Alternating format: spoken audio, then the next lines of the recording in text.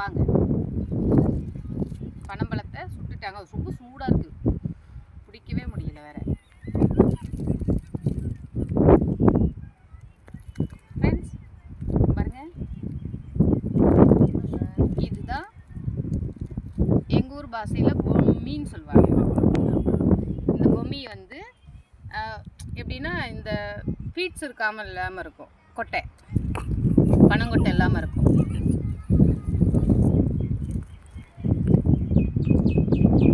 பாருங்க ஃப்ரெண்ட்ஸ்,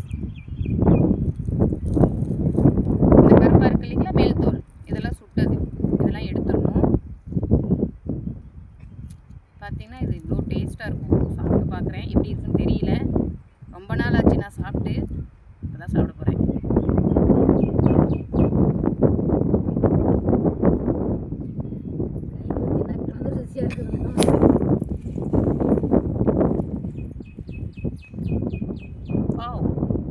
செம்ம சூப்பராக சுட்டு வச்சுருக்காங்க. நல்லா வெந்திருக்கு, டேஸ்ட்டாகவும் இருக்குது. ஏன்னா ஒவ்வொரு பழம் வந்து மழை இல்லாதனால ரொம்ப வறட்சியாக இருக்குது இல்லைங்களா, இப்போ மழை இல்லாதனால டேஸ்ட் இருக்காது. ஆனால் இது ரொம்ப டேஸ்ட்டாக இருக்குது. அக்காங்க வேறு ரொம்ப கஷ்டப்பட்டு வேறு சுட்டுருக்காங்க இல்லையா, டேஸ்ட்டாக இருக்கும்ல. டேஸ்ட் பார்க்குறீங்களா? நீங்களும் வாங்க, டேஸ்ட் பாருங்கள்.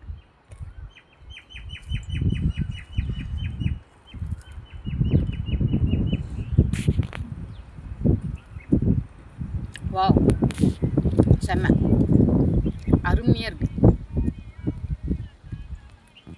ரொம்ப நாள் ஆச்சு. நான் சின்ன பிள்ளைங்களாம் நிறையா சாப்பிட்ருக்கோம். ஆனால் இப்போ வளர்ந்ததுனால சாப்பிட முடியல. இப்போ எனக்கு ஒரு வாய்ப்பு கிடைச்சது அக்கானால.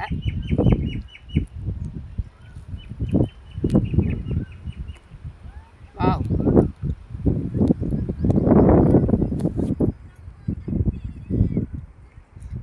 செம்மையாக இருக்குது.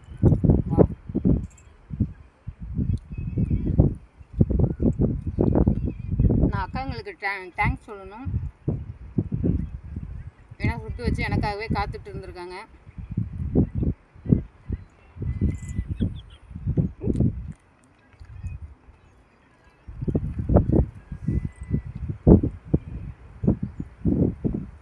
இந்த பிளாக்லாம் எடுத்துடணும்.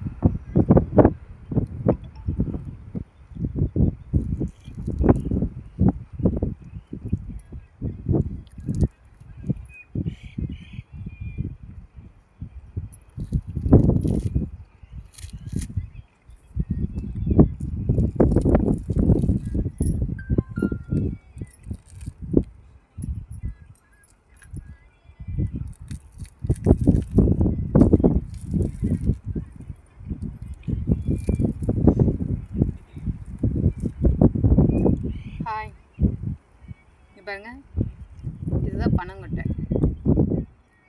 ரொம்ப சூடாக இருக்குது வேறு.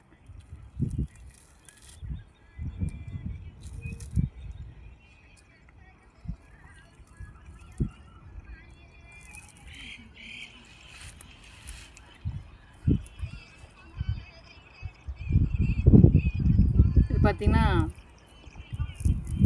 நார்ச்சத்து அதிகம் உள்ள பனம்பழம். இது நீங்கள் சாப்பிட்டீங்கன்னா தெரியும் இந்த டேஸ்ட்.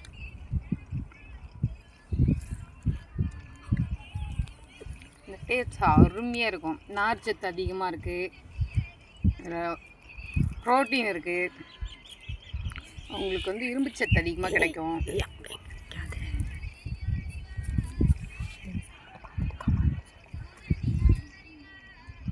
ஃப்ரெண்ட்ஸ், உங்கள் வீட்டு தோட்டத்துலேயும் பனைமரம் இருந்துச்சுன்னா இது போல் பனம்பழத்தை சுட்டு சாப்பிட்டு கமெண்ட் பண்ணுங்கள்.